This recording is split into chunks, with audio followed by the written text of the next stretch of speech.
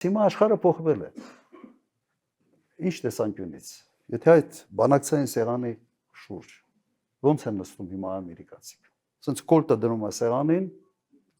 ասում է նստենք բանակցենք։ Առաջ կոլտը սեղանին չէին դնում, բայց կոլտը երևում էր։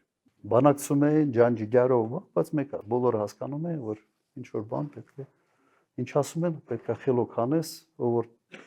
չի անում հետևանքներ են։ Հիմա աշխարհում հետևյալն է, չինացիները հետ նստում այդ սեղանի շուրջ, չինացիներ իր կոլտն հանում դնում։ Ասում են բանակցենք։ Եվ միանգամից պրագմատիզմը աշխատում է, երկուսն էլ կոլտերը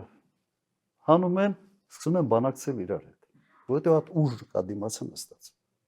Այլևս դու այդ մենաշնորհը նման կարգի բանակցությունների համար չունես։ Եվ կա եւս մեկ երկիր, որ այդ սեղանի շուրջ որ նստում է, ճիշտ է, կոլտը չի դնում սեղանին, բայց նռնակը հանում է, զապալը հանում Ռուսաստանը։ Ասում է բանակցենք։ Եվ եւս հասնում է իր նպատակին։ Այո, հետը նստում բանակցում են։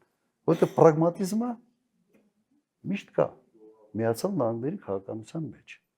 Ինչի համար եմ ասում։ Նույն Միացյալ Նահանգների հետ միշտ կարելի է շատ ողջամիտ, պրագմատիկ քայլերի շուրջ նստել, խոսալ եւ պայմանավորվել։ Ուրիշ հարց է, եթե դու sense այնպիսի վիճակում ես, որ քիչ չի հետաքրքրում քո երկրի շահերը։ Քո համար Տրամպի հետ նկարվելը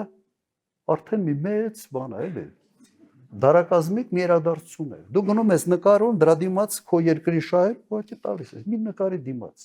Ահա դուք հիմար չեք, լավ։